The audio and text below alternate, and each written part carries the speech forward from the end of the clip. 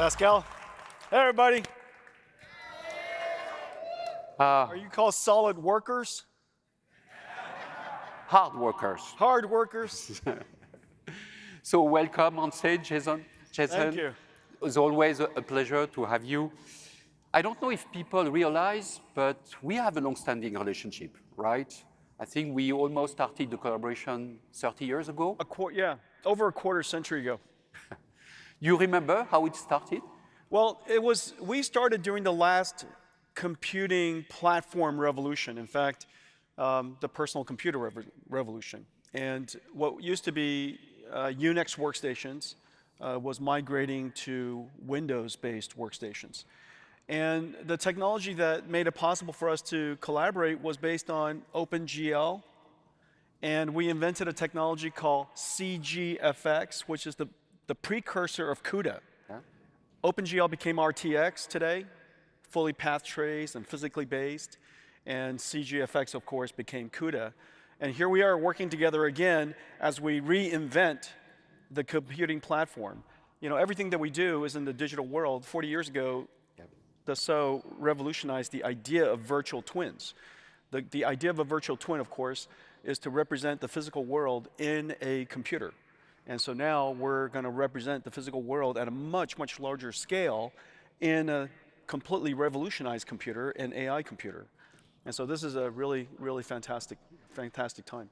You're right, it's an incredible journey. And as you said, now we are entering into a new chapter. We are now what we call in the generative economy, where we are powering the virtual twin with accelerated artificial intelligence. From your perspective, Jensen, what is happening in the global industry right now? Well, we're reinventing the computing stack altogether. And as you know, in the last generation, the representation of the designs were structured representations, meaning we specified every geometry, we specified every material, we specified literally everything. Now it's going to be a generative computing model. And in the world of generative computing models, the entire computing stack is being reinvented. And because AI is foundational to every single industry, it is going to become an infrastructure. Just as water was infrastructure, electricity is infrastructure, internet was infrastructure, now artificial intelligence will be infrastructure. We're growing so fast because every single industry needs to build it, every single country will be powered by it, and literally every society will have it. And so this is the beginning of a new industrialization, which is really fantastic for you because, as you know, Dassault is the engine of the representation of everything that you want to build. And in the future, in fact, in the past, I would say that we spent a third of our time in design, in digital, maybe 2/3 of the time in physical. It is very likely in the future, we're going to spend 100% of the time in digital. And even after we're done designing it, simulating it, validating it, we have to integrate it with software. And so everything that's inside the Dassault systems, whether it's CATIA or Simolia or BioVia or, let's see, what are the other Vias? We got Delmia, we got Innovia. And listen, all of those Vias are going to be built on top of NVIDIA. Woo!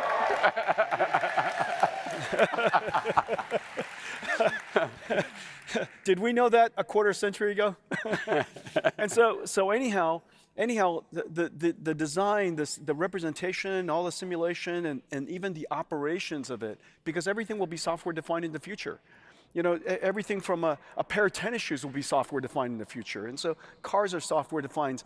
The robots that build the cars are software defined.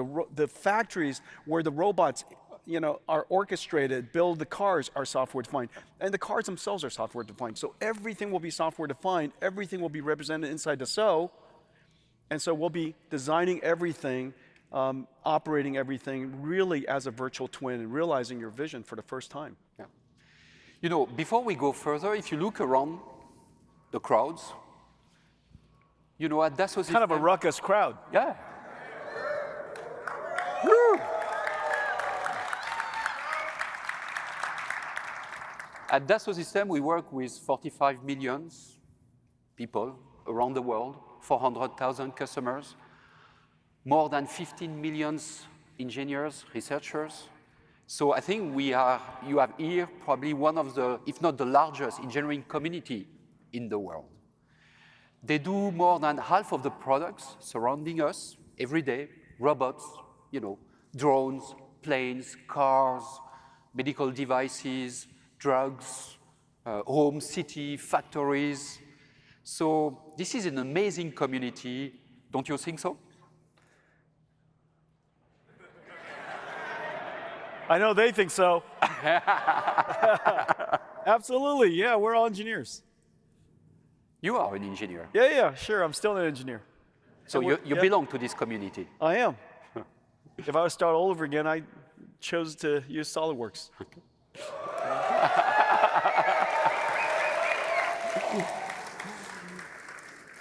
That's why the world model matters, in fact, because for this community, the success is not about automation. They don't want to automate the past. Mm-hmm. They want to invent the future.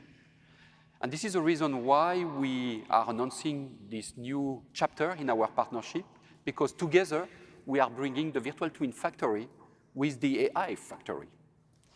This opportunity is really enormous for you guys and for us. So to prove the power of this, right, we have some concrete example. I think Jensen and I, we have selected some use cases we want to share with you. Let's start with research and engineering first. Yeah. And so, remember that almost everything that we do together starts with the computing platform. And when PCs went into the cloud, Dassault reinvented yourself again. When now we're extending from cloud to AI, we're reinventing again. And so today, we're announcing a massive partnership. This is the largest collaboration our two companies have ever had in over a quarter century. Yep. Dassault is going to integrate NVIDIA CUDA-X acceleration libraries, NVIDIA AI for physical AI and for agentic AI, and NVIDIA Omniverse, our version of digital twin technologies. And so all of these libraries represent our body of work over the quarter of a century. Now we're going to fuse these technologies into Dassault so that all of you will have the benefit of accelerated computing, artificial intelligence, and be able to work at a scale that's 100 times, 1,000 times, and very soon 1,000,000 times greater than what you were able to do before. What used to be, pre-rendered or what used to be offline simulations will now be literally the virtual twin vision that you've always had along. Everything will be done literally in real time. We'll design products and simulate it in a wind tunnel in real time. We'll connect these robots and let them operate in a factory in real time. Yep. And they'll be building your products literally in real time. And all of this is going to be happening. And in the next 5-10 years, this is going to be extraordinary. Speaking about this, let's start with life. I think life is the most complex system ever created, right? When you think about it, how much knowledge is encoded in the living world. With our virtual twins, we are learning from life. We are also understanding it in order to replicate and to scale it. So this is possible. This is NVIDIA AI integrating with BioVia. Yes. BioVia, right. And we will come back to this. Yeah. But this is possible because I think we have this foundation, we call it the world model. Yeah.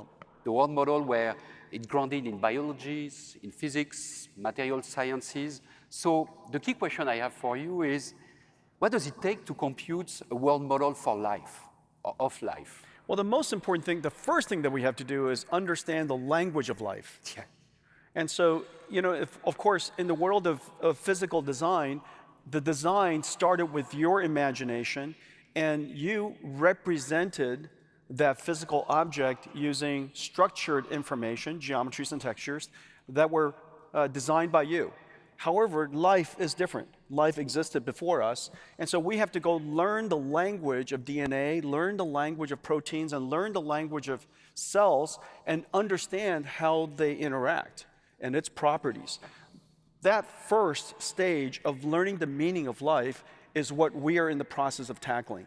The second part, of course, is generative. Once you could learn something, learn the meaning of something, we can translate it between languages. We can translate between human language and the language of biology, between the language of biology, and interpret it so that we can understand it in human language.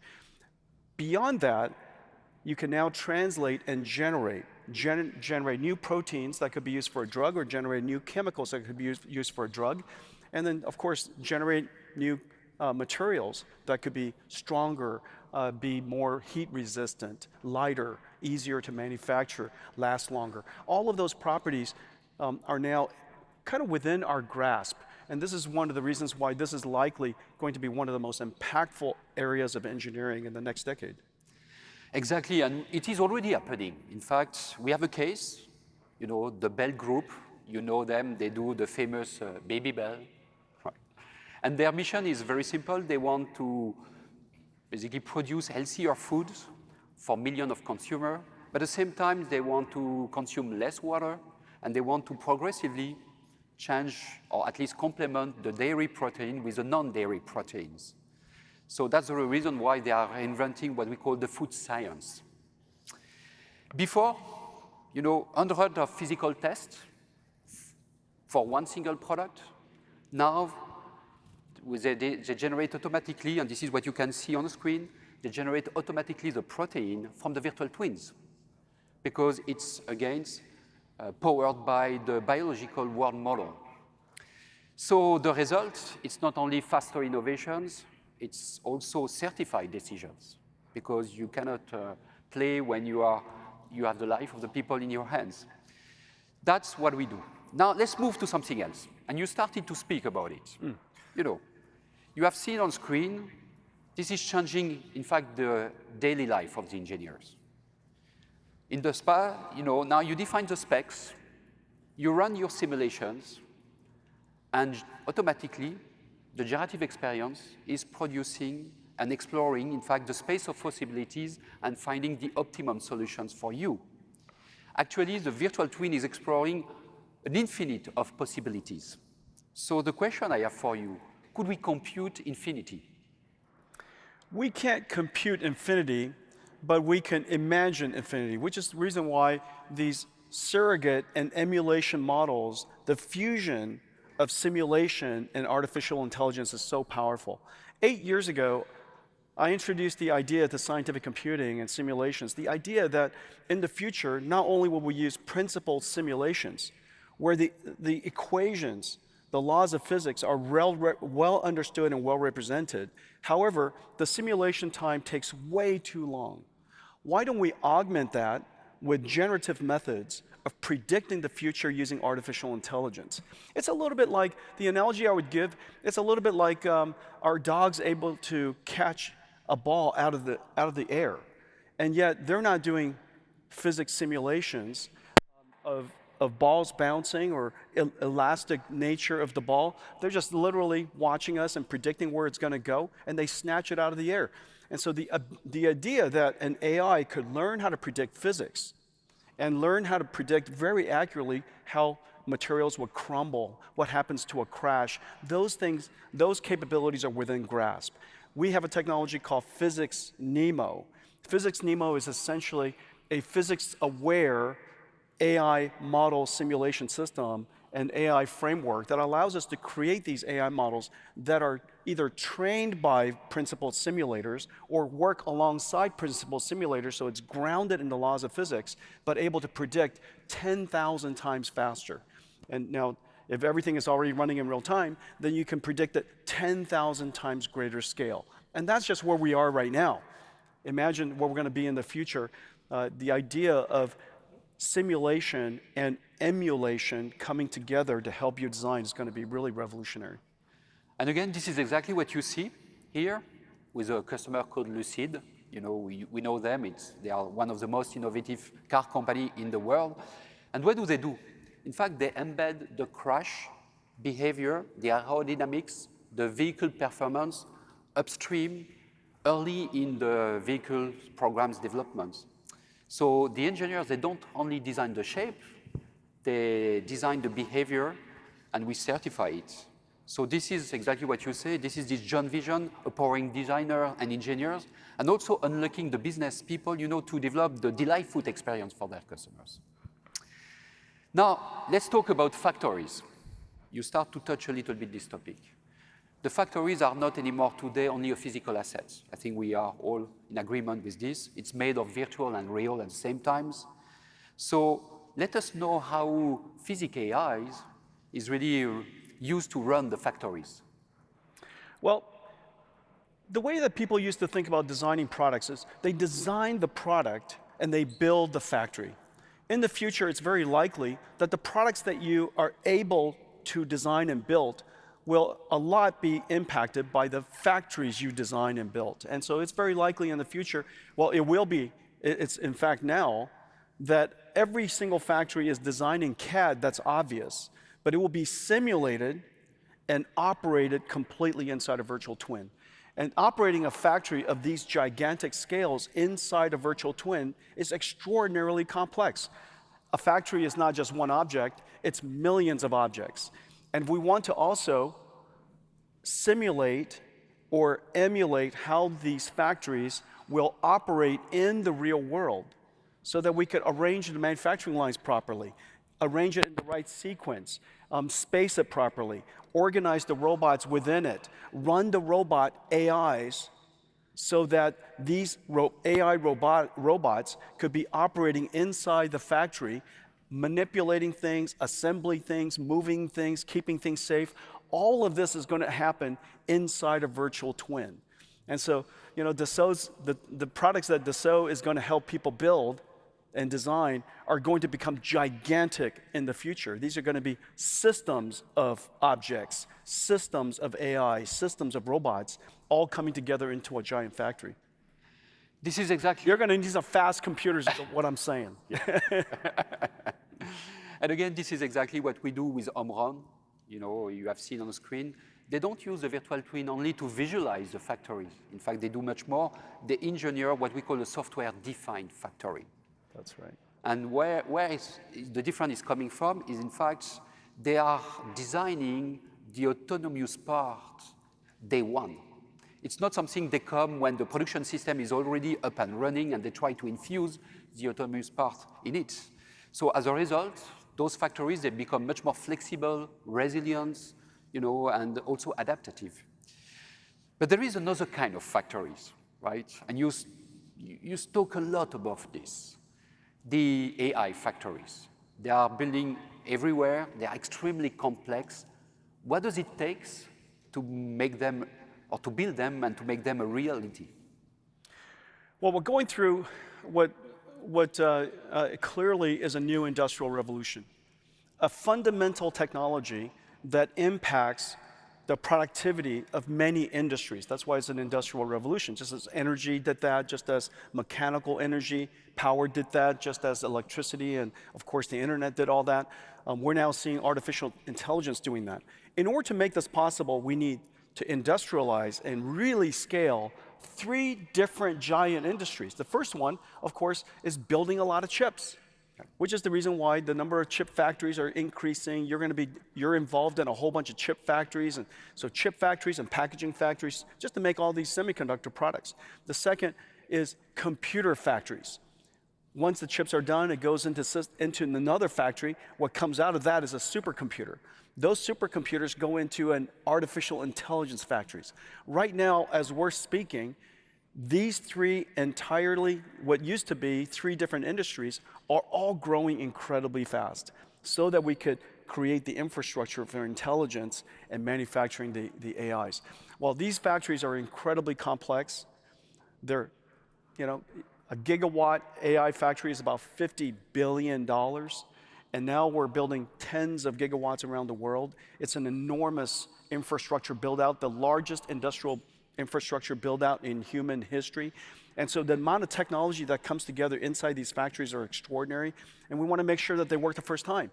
And so the way we're doing it, we're using MBSC, Dassault product, mechanical, what? Model-based design. Model-based design. So Engineering. I wish you would have been something via. You know? Not yet, not yet. Okay, all right. So, you know, MBVIA, that's it. Model-based VIA.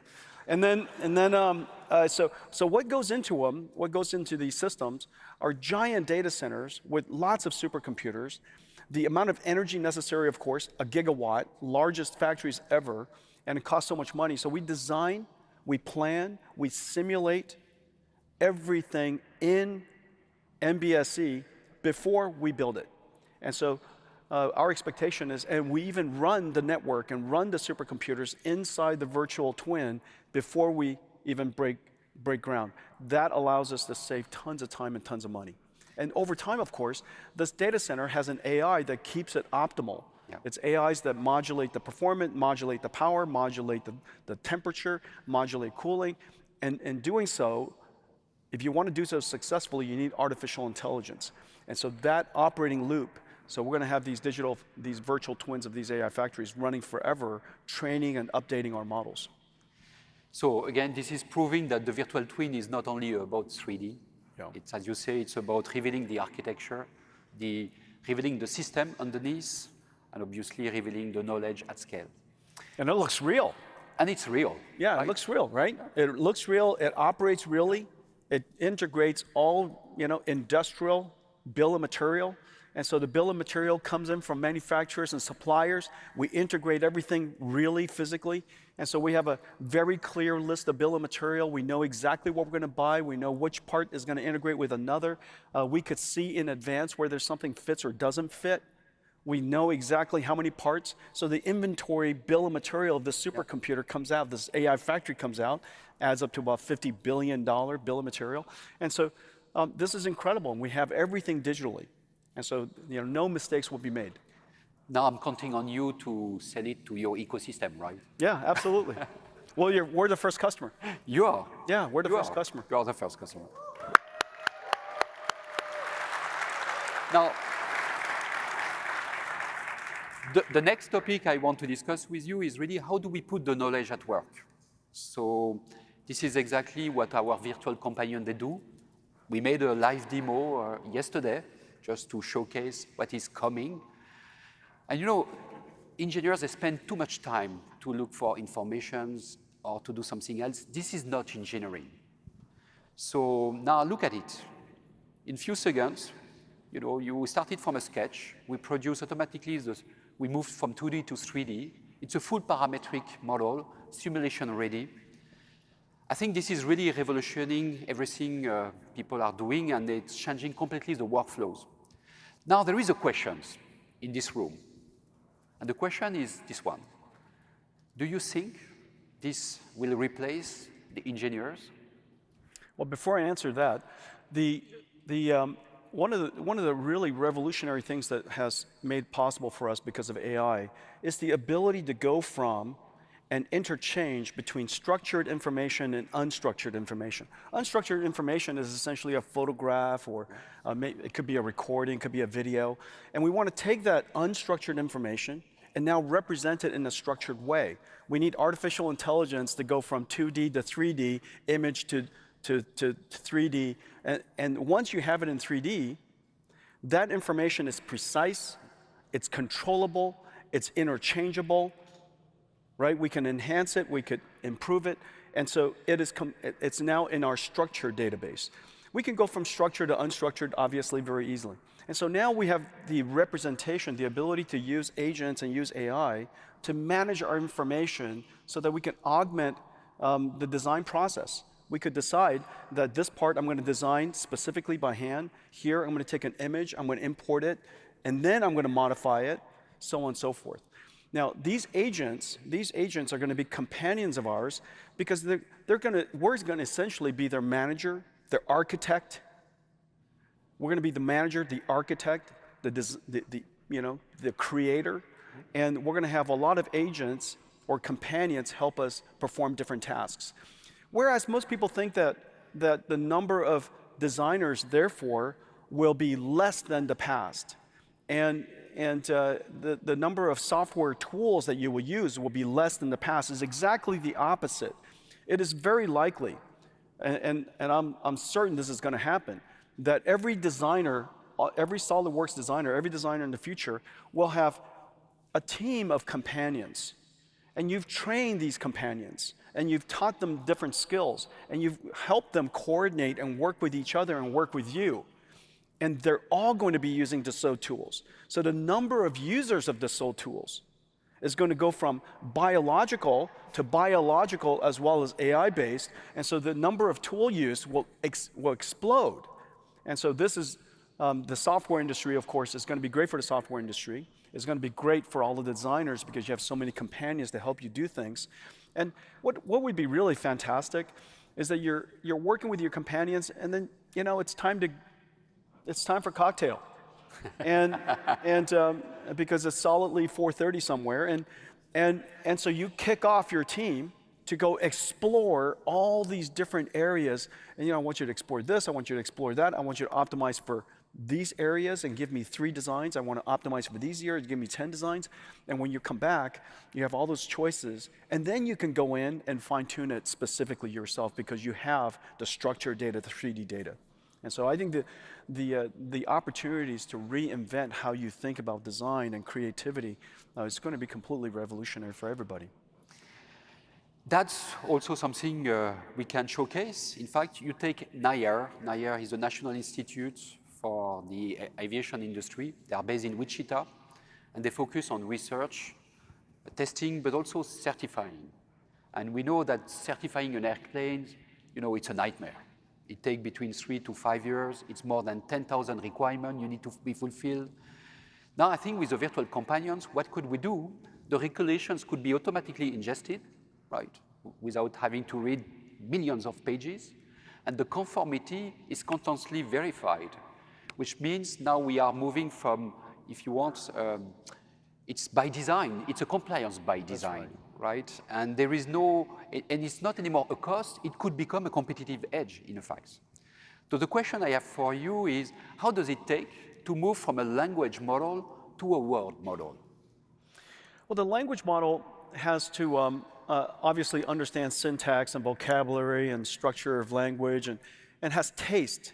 What's a better way to compose a paragraph, and it has guardrails. What are the things it should talk about and things that it should avoid talking about?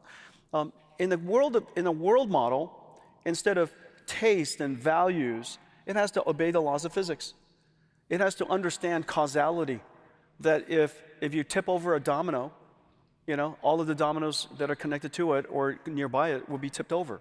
It has to understand what comes after and what comes before. It understands inertia and friction, understands gravity, of course. It understands contact. All of the things that you understand as you're designing things, we have to teach the AI that sensibility. That's not necessarily captured in language, and all the language in the world won't capture that. And so we have to use laws of physics and simulation and a whole bunch of examples to teach it the laws of physics. And then, of course, one of the things that you mentioned, design for manufacturability today is integrated into the design process. Instead of you coming up with the design and then another team decides whether it's manufacturable, design for manufacturability is really upstreamed, shifted left. We want to shift left basically everything. And so one of the things that are very hard, as you mentioned, compliance is hard, because that's where machines meets society and humans. And so that language model where human values could be now integrated into or shift left into the design process. And so you're constantly in compliance. You're constantly obeying the laws of physics because of the world model. You're constantly designed for manufacturability. You're constantly designing to use components that are approved with vendor approval lists and whatever it is, so that by the time that you're done with the design, it's good to go. Yeah. Now, I hope you have a better idea about what this partnership is about. I think together with NVIDIA, we are delivering the knowledge factory. And to power the virtual twins, with our virtual companions, with an accelerated AI computing. This is more than performance. I think it's, as you say, it's an acceleration. But more importantly, this is opening the new possibilities. Whatever the size of the company, whatever the industry you are in, I think we help you to certify your decision. We help you to eliminate the bad choices before they become expensive mistakes. And we also help you to create new categories of solution. You call it the software-defined products, the software-defined factories, the software-defined objects at large. And more importantly, we need to protect your knowledge as well, right? So how do you think we can protect the knowledge of all the millions of people using our software? Well, first of all, before I go there, I think that our partnership today and what we're announcing is really genuinely extraordinary. The type of things that you will be building in the future are simply impossible without accelerated computing. It's impossible without real-time simulation. It's impossible without artificial intelligence. Instead of thinking about what could be more productive, yes, productivity is going to be enhanced and you'll be a lot more productive and you'll be able to do things more quickly than the past, just as PCs did that for us, just as the cloud did that for us, just as the internet has done that for us. Every technology revolution has made us more productive. However, this time, the type of things that you'll be able to do when you think about the scale, 100 times, 1,000 times, 1,000,000 times, these are going to be things that are just simply impossible to do before. Now, our partnership started with computer graphics. And our computer graphics, as you've seen, become fully ray traced and physically based, and it looks completely photorealistic, and it's real time. And so the foundation of our partnership has always been RTX and computer graphics. But we've now extended it to CUDA-X, we've extended it to AI, and we've extended it to Omniverse. All of these computing platforms sitting on top of accelerated computing and NVIDIA's GPUs are going to revolutionize the tools and revolutionize, therefore, how you design and what you can design, and ultimately how your companies operate. And so I think that that's number one. The other part that's extraordinary, of course, is that in the future, almost everything that we do will have AI in the loop. You know, when people think about AI, they have humans in the loop. And that's important. But remember, you also now have your companion, your AI in the loop. That AI is going to remember how you'd like to do your preferences. And that AI, therefore, will codify your skills, codify your preferences, codify your habits, codify the domain expertise that you have. And that is your companion. And that companion sits with you. It's not going to be in the cloud, not going to be public, because it captures your expertise. You know, if you look at my inbox, in a lot of ways that's captured 33 years of my knowledge, of my expertise. It's not available for everybody. It's not open sourced, of course. And it captures a lot of my sensibility and a lot of my knowledge. In the future, I will have companions that are going to continue to work with me. I wish I had it 33 years ago, to be honest. And now all of you will have companions that codifies your knowledge, codifies your sensibility. Last word about why do you think this partnership is unique? You already say a few words, but you are also partnering with other companies, especially in our space. Why do you think what we are doing together is something unique? Well, Dassault, your place in the world of virtual twins, your vision that started it all. CATIA will always be CATIA. SolidWorks will always be SolidWorks. Simulia will always be Simulia.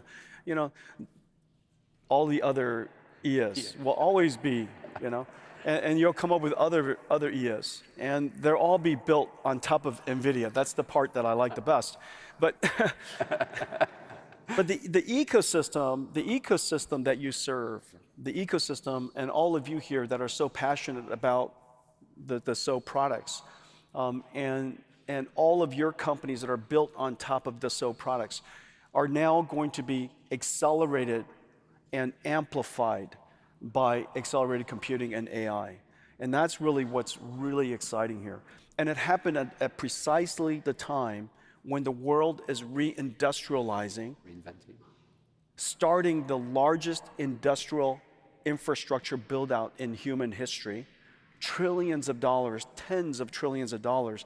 You know, estimates have it close to 100 trillion, $85 trillion in the next 10 years.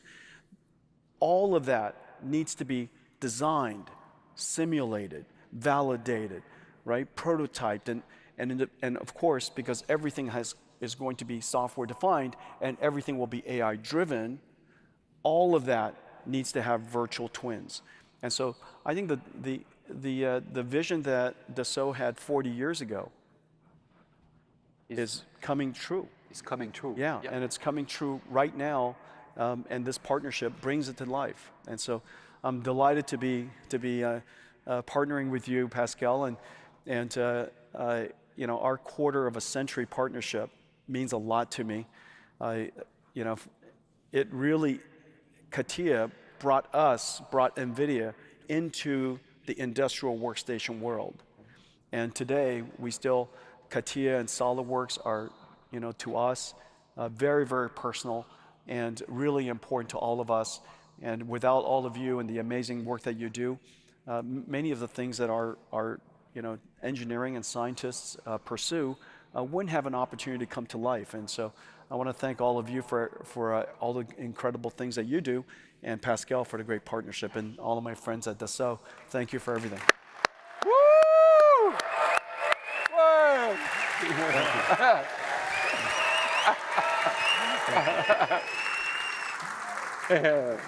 Thank you. Thank you, Jensen. Now, you belong to this community. Oh, well, yeah. Right? So make sure. I am definitely a solid worker. Make sure you come back. And if will. you are not coming back, send your virtual twin. No, I'm coming back. My virtual twin gets to stay home and work.